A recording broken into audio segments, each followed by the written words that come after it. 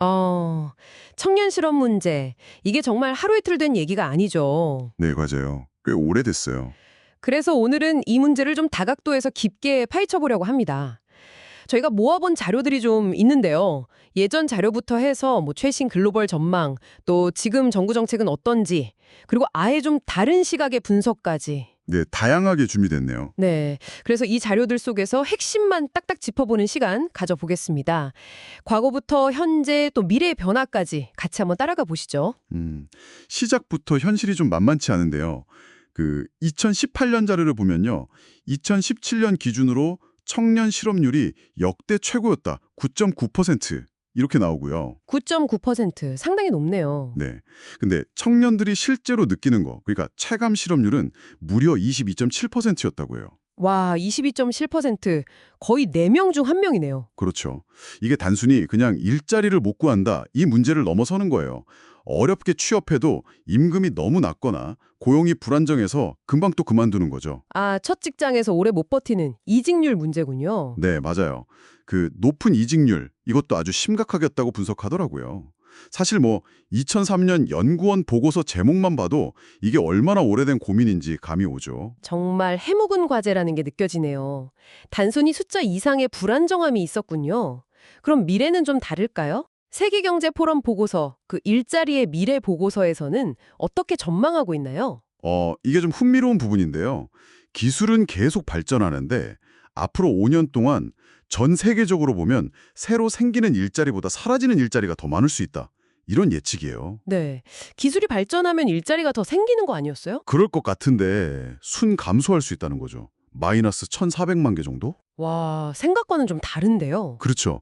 물론 AI나 빅데이터, 또 요즘 많이 얘기하는 ESG, 녹색 전환 투자, 이런 건 일자리를 분명히 만들긴 해요.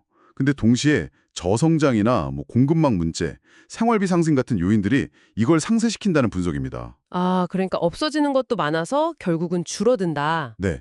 그래서 중요한 건 일자리의 총량이 늘고 주는 것보다도 어떤 일자리가 뜨거워지느냐, 이 변화를 잘 봐야 한다는 겁니다. 어떤 일자리들이 좀 유망하고 또 어떤 일자리들이 줄어들 걸로 보나요? 아무래도 AI나 머신러닝 전문가는 당연히 뜨겠죠. 그리고 지속가능성 전문가, 비즈니스 인텔리전스 분석가, 정보보안 전문가, 이런 쪽은 수요가 확 늘 거고요. 네, 확실히 기술 변화나 사회적 요구랑 관련이 깊네요. 맞습니다. 반면에 좀 타격을 입을 걸로 예상되는 건 은행 창구 직원이나 우편 서비스 사무원, 계산원, 또 단순 데이터 입력원 같은 이런 사무직들이에요. 자동화되기 쉬운 직업들이죠. 아, 자동화의 영향이 크군요. 네. 근데 또 재밌는 건 이 자동화라는 게 생각보다 속도가 더딜 수도 있다. 혹은 인간을 완전히 대체하기보다는 좀 보조하는 형태로 나타날 가능성도 있다. 이런 얘기도 같이 하고 있어요. 예측이 쉽지만은 않네요. 이런 변화 속에서 우리 정부는 그럼 어떻게 대응하고 있는지 2024년 정책 자료 좀 볼까요? 네, 정부는 일단 청년을 국정 운영의 동반자로 본다. 이런 기조를 강조하고 있고요.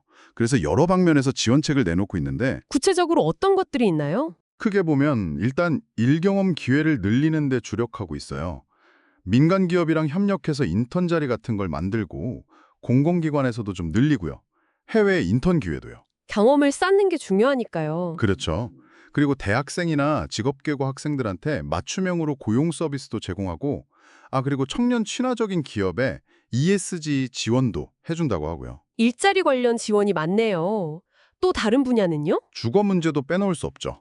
공공분양주택 뉴홈이라고 해서 좀 저렴하게 분양하고 장기저리 대출도 해주고 공공임대주택도 늘리고 대학생 기숙사도 더 짓는다고 하고요. 집 문제가 워낙 크니까. 네. 그리고 자산 형성 지원도 있어요.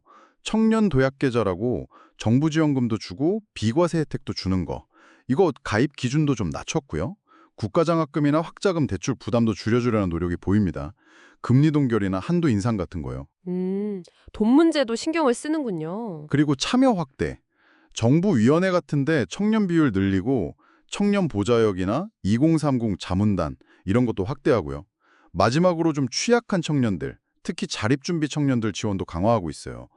자립수당도 월 50만 원으로 올리고 전담 인력도 늘리고 상담센터나 의료비 지원 같은 것도 새로 만들고요. 와, 정말 다각도네요. 일자리, 주거, 돈, 참여, 그리고 취약계층 지원까지. 근데 이런 정책들이랑은 좀 결이 다른 시각도 있었잖아요. 그 2018년 분석은 어떤 점을 지적하죠? 네, 이 분석은 청년 실업의 원인을 좀 다르게 봐요. 단순히 청년들 눈높이가 높다거나 아니면 기술이 부족해서 생기는 미스매치 문제가 아니라는 거죠. 그럼 뭐라고 보나요? 이건 자본주의 시스템 자체의 구조적인 문제다. 이렇게 접근해요. 마르크스주의적 관점인데 기술이 발전하고 기업들이 막 경쟁하면서 이윤을 추구하다 보면 필연적으로 실업이 발생할 수밖에 없다는 거예요. 필연적이다. 네. 심지어 자본주의는 임금 상승을 좀 억제하기 위해서 어느 정도의 실업 상태, 이걸 산업 예비군이라고 부르는데 이게 필요하다는 시각이에요. 아, 시스템 자체가 실업을 필요로 한다는 거군요. 좀 충격적인데요? 그렇죠. 그래서 이 분석의 핵심 비판은 뭐냐면 문제의 근본 원인은 절대적으로 일자리가 부족하고 설령 있다 해도 질 낮은 일자리가 문제다. 이겁니다. 질 낮은 일자리. 아까 말한 높은 이직률과도 연결되겠네요. 맞아요. 실제로 대졸자 셋 중 하나가 자기 전공이나 학력보다 낮은 수준의 일자리, 소위 하향 취업을 한다는 통계도 이걸 뒷받침한다고 보고요. 그럼 정부 정책에 대해서는 뭐라고 비판하나요? 분석 시점이 2018년이긴 하지만요. 네, 그 당시 기준으로 보면 공공부문 정규직 전환이나 노동시간 단축 같은 게 좀 미흡했다. 그리고 정책이 너무 기업 지원 위주라서 실효성이 떨어진다. 이런 비판을 했어요.